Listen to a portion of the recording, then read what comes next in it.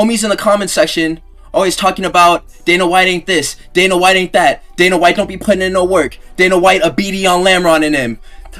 Be quiet. If I catch another one of y'all talking sweet on Dana White, I'm knocking you out like Ilya Taporia. And that's like that, bro. I'm tripping now. Like, you guys need to stop, bro. This dude literally always is feeding the streets. Every single announcement that he gives us, he's so cool. And then after he's done with the announcement, he's like, what do you guys think? He doesn't just say, oh yeah, that's my time, I'm going now, goodbye. He asks for feedback. And you know what people say to him? Oil up. What is wrong with you? He just gave us like 4 of the best fights of the year. And people are like, oil up. Not even like talking about whether or not they like it or not. And that's how you know that they like it, is whenever they don't have anything negative to say, so they just say oil up. Because we're not just going to ever commend Dana White, because for some reason that's not a cool thing to do. It's like a hardcore fan rite of passage to hate on Dana White. I think it is so lame, dude. Oh my god, I think it's so lame. Dana White hooked me up. I was at jury duty all day. That's the reason why I didn't post the UFC Abu Dhabi predictions yet. Jury duty all day. Courtrooms, waiting for my name to be called. It was like I was at the deli. It felt like I was in hell, waiting for Satan to tell me which circle I was going to chill in. And you know what that boy Dana White came through with? He came through with the Obey hat on, with the VVS bust-down tennis chain on, and a cup of lean. And he went live, and he gave us some real game about events that we can look forward to that are going to be taking place from UFC 320 in Las Vegas and UFC 321 in Abu Dhabi. And we're going to talk about those fights right now, man, because I'm super gassed up to watch these matchups. So let's go through it right now. The first one is going to be the UFC 321 main event, which is going to be Tom Aspinall versus Ciryl Gane. I made a post about this on my YouTube earlier today, talking about this is like a farce of a heavyweight fight, a heavyweight title fight, because Ciryl Gane is there and he's challenging for the 3rd time in 3 years. He doesn't deserve this, but if we're gonna like split hairs, this is probably the best fight for Tom Aspinall on heavyweight. This is the most heavyweight contender for him to fight. Because if he were to go to someone else, it would be a rematch with Volkov that he'd probably mop him up even worse the second time. And then Jailton Almeida, that dude needs to eat up still. He is still growing into a heavyweight. He's still a growing boy. And he needs to eat his vegetables and his protein so he can become a big, strong heavyweight like Ciryl Gane. But this is my problem with this matchup, okay? Ciryl Gane cannot grapple. And that's the question. Does Tom Aspinall have a glaring weakness that is the grappling, the ground game, that we just don't know about? His only career loss is to a heel hook. Is it possible that Walter Walker heel hooks Tom Aspinall in 2025? Maybe. It's a possibility that if Ciryl Gane hasn't upped his game at all since he fought John Jones, that Walter Walker can roll back for a heel hook and snatch it and complete it in a fight against him and take his #1 contendership right from him. And that's my concern here, is that we know Tom Aspinall can strike. Yes, he can strike. He has very fast hands. He's accurate and he's powerful. But if he just knocks out Ciryl Gane, sure, it would be cool, but it's not going to prove to us anything that we didn't already know. We need guys who are able to give Tom Aspinall real fights for him to meet and overcome adversity, so we can see if he has that championship element in him, if the fight isn't just super easy for him to win immediately. And nobody's been able to push him. That's not his fault. But it's just the strength of scheduling with the contenders. So what I need to have happened was for Ciryl Gane. He is hanging out with that big-ass French dude all the time. He looks like a wrestler. They should be grappling like every single day. He should have been grappling. How long has it been since he last fought? Let's look. Volkov in December. That's almost a year. That's like 9 months to have worked on grappling. You can progress a lot in that amount of time if you have good partners and you're being very diligent and making sure that you're staying up with your training. I don't know what comes of this. If Tom Aspinall wins, yes, we have a legitimate heavyweight champion, because this is like an actual heavyweight contender. If he beats him, since there is no John Jones, I mean, he's been the champion. We've all viewed Tom Aspinall as a champion for months, years now, right? But this legitimizes him. This will be a defense against a title challenger who other people have won belts on. The last 2 champions have won their belts off of Ciryl Gane. And that's ultimately my problem with this, is because nepotism. Ciryl Gane is getting title shots based off of his genetic predisposition, being that he is 6'4" and looks the way that he does and is a decent striker. But decent striker is like, because his last couple of performances haven't looked good. He couldn't do anything to John Jones before he got taken down. And then against Volkov, sure, yeah, he broke his foot, but whenever he was healthy, there was no knockout that happened in the opening of the first round. And sure, that's about around the same time whenever he broke his foot, but one thing happened before the other thing, and we've seen Tom Aspinall finish fights in like 15 seconds sometimes. A minute and some change. And it's like, it's cool, it's a spectacle. Tom Aspinall, he comes out, he does what he does, he sprints, and he finishes. But it's like, when are we going to see a fight? And again, not his fault. Not his fault. Don't make it into me being like, oh yeah, Tom Aspinall is illegitimate because he doesn't get in the good fights. That would just be a reason for us to hail him as one of the great ones. But we need more light heavyweights to go up to heavyweight, dude. Because these are the only people who are going to be able to give Tom Aspinall a good fight. Like a heavyweight Magomed, bro. There is no guy like that. Azamat Mirzakhanov, bro. I don't know. Like, who we get up there to test the grappling for Tom Aspinall? Because nobody's able to take him to the ground. Nobody's able to withstand him on the feet. And that's the ultimate problem that I have, is that Ciryl Gane's going to come out and be like he always does in the presser, and then he's just going to put on a shit-ass performance, and then we're just going to have to accept the fact that he got his butt kicked again for nothing. Because through all the different champions who have won belts off of Ciryl Gane, how have those fights at all improved or bolstered his image as a fighter in the UFC? That work gets done in fights in between his title shots. Because whenever he gets into those title fights, he just shits himself every time. And it's so ass to watch. Especially, I couldn't even imagine being a fan of this guy and actually wanting to see him win and then just seeing him sandbag over and over again. And it may not even be his fault either. It's just a deficit in his skill that he hasn't been able to shore up. And that may be genetic. It may be the same reason why he doesn't have any hair on his head. But this is going to be a good fight. I mean, in UFC 5, whenever guys pick Tom Aspinall, I'm probably going to pick Ciryl Gane to counter that. He's a good striker, Muay Thai boxer, good at distance management with range, but speed is a problem for him with takedown entries, as we saw with John Jones. He couldn't exit range faster than John Jones could close in on his hips. And then the speed of Aspinall as well poses a massive threat to him on the feet because heavyweights just aren't moving like this. So ring rust could be something at play here for Tom Aspinall, making it so that he's not as quick to point A and point B with his punches. I don't think it'll matter. Ciryl Gane has taken a dirt nap here, but this is just more of a formality than anything else. We need to see this happen just so things can get moving again, because this is what motion in the heavyweight division does look like. Ciryl Gane versus Tom Aspinall. It's probably what should happen. As much as I want to cry and complain about it, I'm very happy that Dana White gave us this fight. The next fight!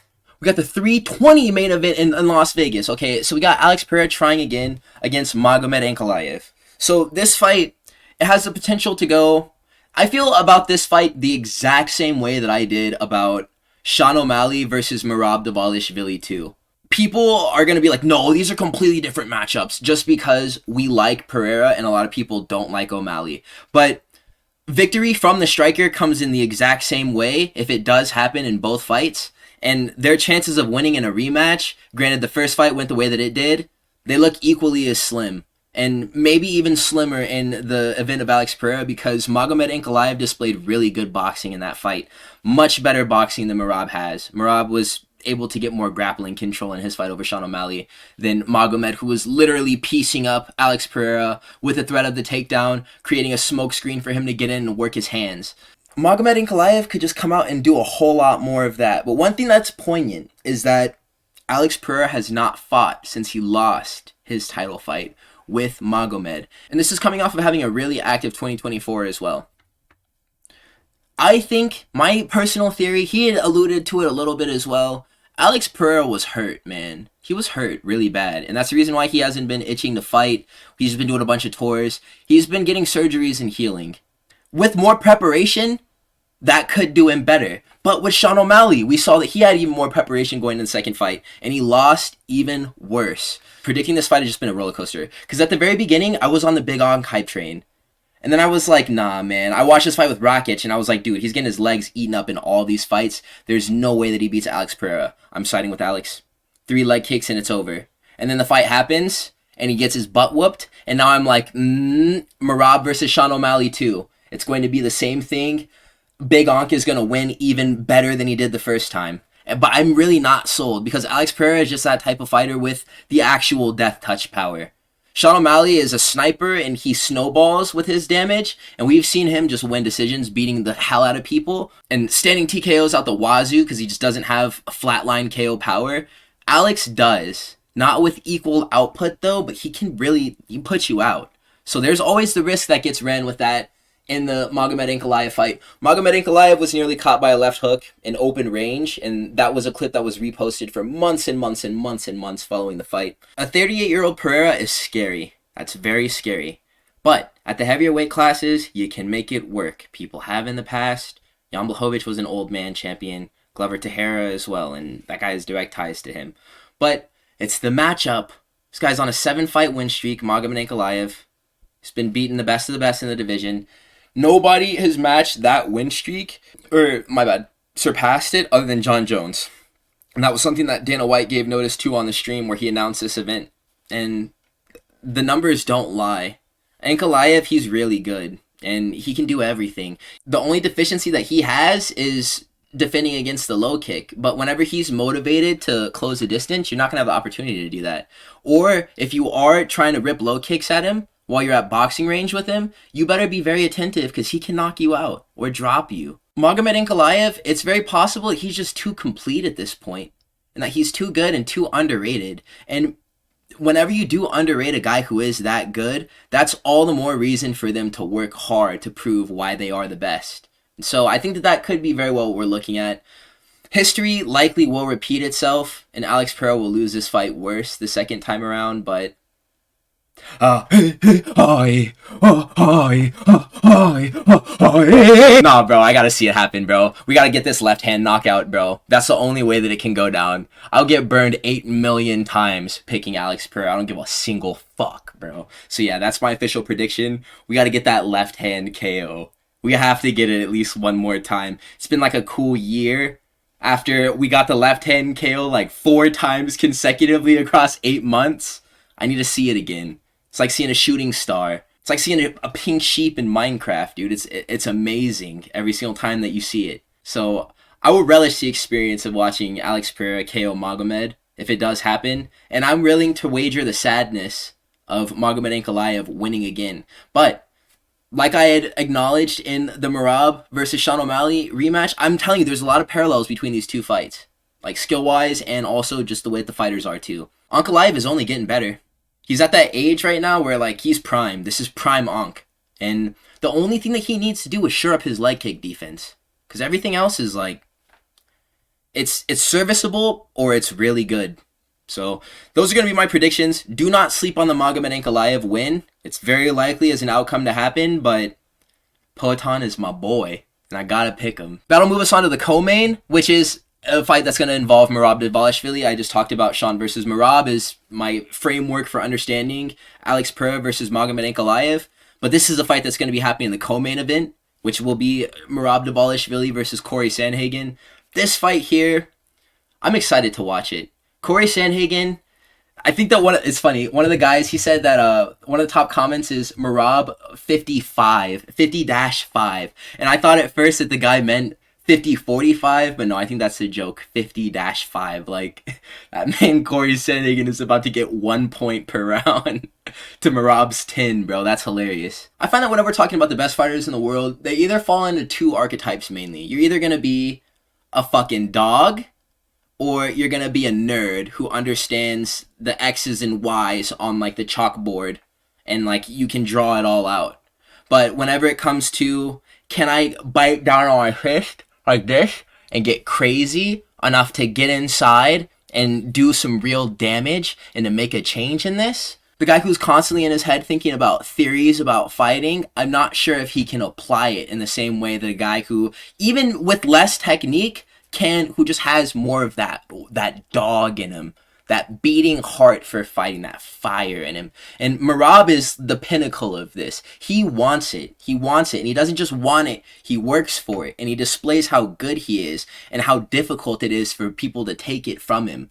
They can't do it. That's the reason why he is so respected, is because nobody is separating him from that title. It's kind of the same way that Pantoja is with his belt. These dudes would need to give up limbs in order to lose their titles. With a fighter like Merab, or with Magomed Ankalaev, you gotta knock those guys out.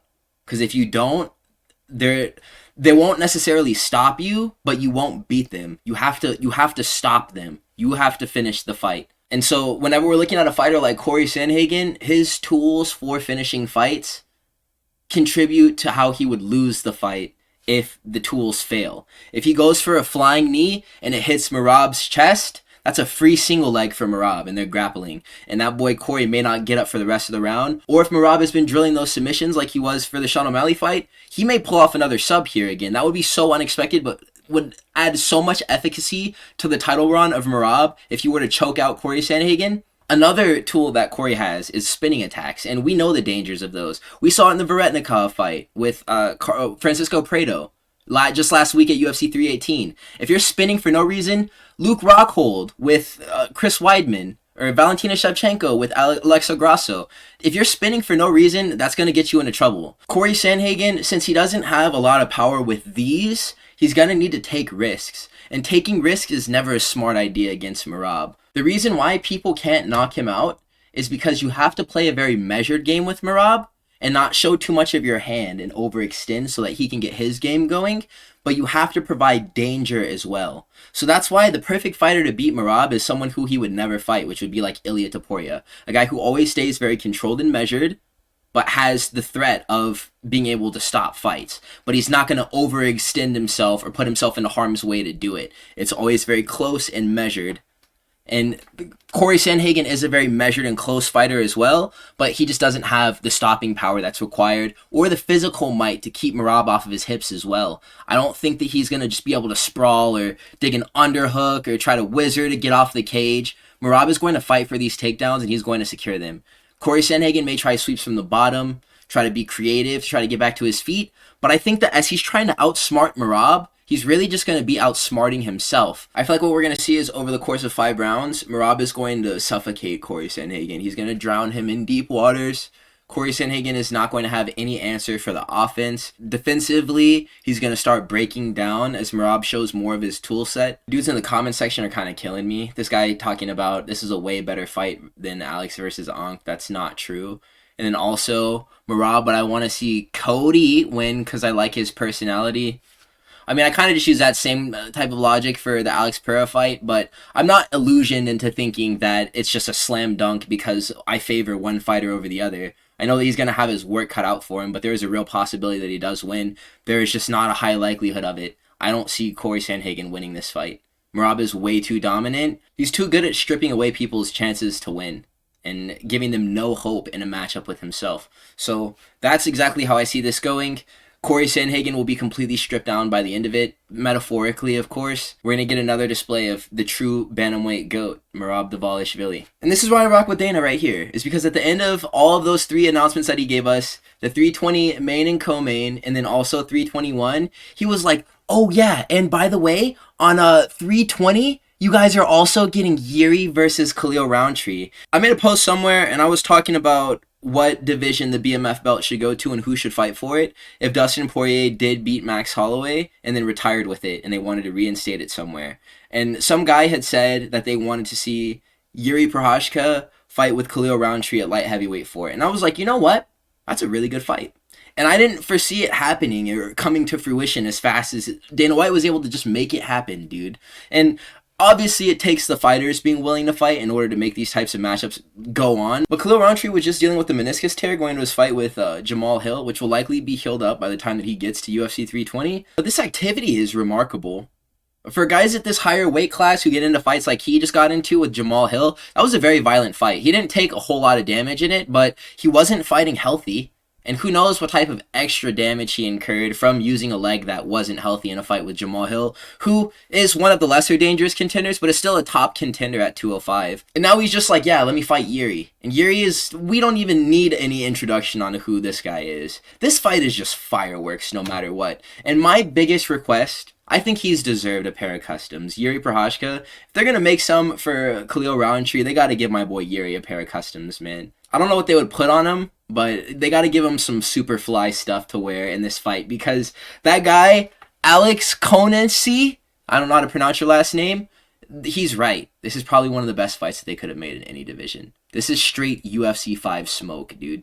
Something to be factored in to this matchup and deciding who's going to win is the rhythm at which Khalil Rountree likes to strike, and also the way that Jiri Prochazka likes to strike. There is no rhythm with Jiri. Jiri does kind of display rhythm in striking, but it's a lot of forward pressure and things that move downhill. With Khalil Rountree, he likes to stay a bit more calculated and pick his shots on the outside. Jiri Prochazka may not give him the grace to be able to do that, or to land leg kicks that may change the end of the fight while he has his back to the cage and is circling around. Jiri Prochazka is going to close that distance like Jamal Hill should have at the very beginning of the fight. Whenever I think about Jamal Hill based off of the way that he talks and the way that I would want him to fight and the way that I saw him fight guys like Ovin St. Preux or Johnny Walker in the past, I imagine Jamal Hill is a black Jiri Prochazka. The way that Jamal Hill wanted us to believe that he would approach fights, he talked about himself like he was black Jiri. But Jiri is just overall so much more dangerous than Jamal Hill, if that's not evident to all of us at this point. Jiri Prochazka is faster, he has better defense, which I know is weird, and also has better durability, and he has better power and higher ability to finish fights without taking great damage himself. Jamal's good for like a couple of rounds and then he loses his legs. And then he can get into really close fights with old man Glover Teixeira. Or if the moment is too much for him, he'll just freeze up and get one shot. In his fight with Jiri Prochazka himself, he just kind of stopped because whatever he was trying at the very beginning just didn't work. Jiri Prochazka is too stupid to quit. And Khalil Rountree hasn't dealt with this level of not thinking in the cage. He's going to be used to fighting with people who have inhibitions and doubts in themselves that won't do certain things at certain moments, and he can rule out the possibility of certain outcomes happening. That guy will not throw that kick from here because, I mean, he's exposed to a straight, so why would he do that? Jiri Prochazka is going to be in the middle of all of these actions while Khalil Rountree is trying to see them as being telegraphed. There is very little telegraph on any of the techniques that Jiri Prochazka uses, and that's going to be his advantage, is the element of surprise here. And with a guy like Khalil Rountree, who just recently got good, we can say, because before he was losing fights to like Marcin Prachnio, I think, I'm not sure if he'll be able to deal with violence that doesn't reset. Jiri Prochazka is the type of guy who lets off blitzes and doesn't exit range to get his win back before he continues to hit you again. And whenever he is chest to chest with you, that's your highest potential of getting finished. And he's able to create a fight where he spends 15 minutes chest to chest with you. And a lot of people can't last it. Most who aren't Alex Pereira can't. So without grappling, it would be very interesting to see how Khalil Rountree does approach this, but he's not a grappler, so this is going to be a stand-up fight. Jiri Prochazka has more weapons. He's going to be a larger fighter. I would like to say the more powerful, but the more unorthodox, which will suit him in this matchup as well, because Khalil Rountree, I mean, his Muay Thai is good, but Jiri Prochazka is not going to be up in there doing Muay Thai with him for nothing. My final prediction is going to be Jiri Prochazka via random bullshit, and it's going to work super effectively. Not random. I mean, it's going to likely be just one of these lunging left or right hands, but it's going to look funny because I could see him firing one of these shots from like an absurd distance. And because Khalil Rountree hasn't fought this type of guy who understands distance at range like this, the knockout sequence could look really funny. I think that's the reason why Derek Lewis's knockout over Tyson Teixeira looks so funny to me too, is because whenever Tyson Teixeira got knocked out, he was in a dead zone. Or at least what he felt like was a dead zone where he couldn't get hit by Derek Lewis. And this is what I've been trying to say the whole time. Jiri Prochazka, he creates these dead zones, right? Dead zones where you're like, I can't get hit right now. He's too far. Jiri Prochazka moves really fast, and he has actually pretty long limbs for the size of his body too, and he can get to you. And these guys are not thinking that they can be met with this power, and it meets them and they don't know what to do with it a lot of the times. They just ball up and they get finished. I think this will be the same old story. They're priming Jiri Prochazka to challenge for the belt, or one of these guys at least, after Alex Pereira is done doing his thing. Jiri Prochazka versus Magomed Ankalaev would be a really good fight. I would like to see that one a lot. There's about a combined 20 brain cells between the two of them, so that press conference would be mad funny, I already know. The final thing that I want to discuss with you guys is going to be I think this is poignant. I think this is worth mentioning. On the live stream where Dana White announced all of these fights, he was talking about where some of the events that he was mentioning are going to be held. September 13th from Allegiant Stadium. Tickets on sale now at Ticketmaster.com. Live and free, unless you don't have Netflix. And if you don't have Netflix, what the hell are you doing? Get Netflix right now if you don't have Netflix. You live under a rock or something. Okay, so there would be no point of him saying that unless he had plans. At least what I'm assuming is I think that there's going to be a merger happening with Netflix in place of the ESPN contract. It's been rumored. Why is he promoting Netflix like this if they had no plans on doing business with each other? All right, UFC 3. Yeah, I think that was it, what he was going to talk about. But yeah, I think that that's also very cool. Not a lot of people are discussing this. I think that the Netflix merger is imminent. Him using TKO Boxing to promote Canelo Crawford through Netflix as a trial run, this is all by design. We can all see the writing on the wall by this point. Things have developed to the point where it looks like we're going to get the Netflix contract at the very end of the ESPN one. So that's all I got for right now, fellas. I love you guys so much. And I'll be back tomorrow with the Abu Dhabi card predictions. You guys stay safe. I got to go back to the freaking courthouse tomorrow for jury duty, though. I'm going to have a mental breakdown. But, you know, tough times don't last. Tough people last. So I will catch you fellas in the next one. Have a wonderful day.